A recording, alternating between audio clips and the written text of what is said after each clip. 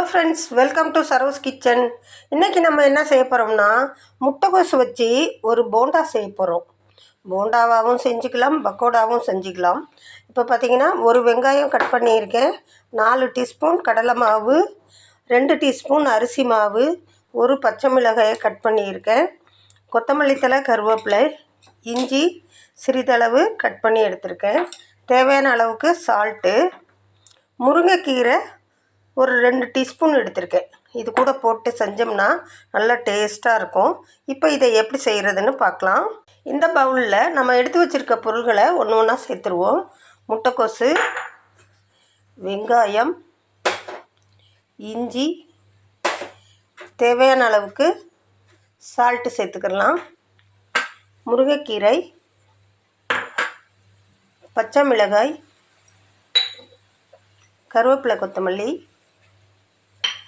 அது கூட நம்ம எடுத்து வச்சுருக்க கடலை மாவு, தேவையான அளவுக்கு கடலை மாவு சேர்த்துக்கலாம், அரிசி மாவு தேவையான அளவுக்கு சேர்த்துக்கலாம். இப்போ இது எல்லாத்தையும் நல்லா கலந்துக்கலாம்.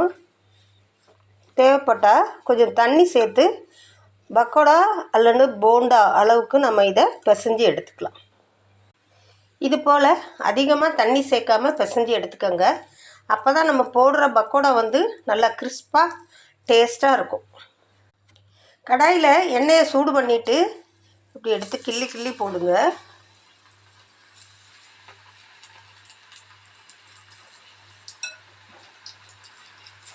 இது ஒரு பக்கம் நல்லா குக்கான பிறகு மறுபக்கத்துக்கு திருப்பி விடுங்க. உடனே திருப்பாதீங்க.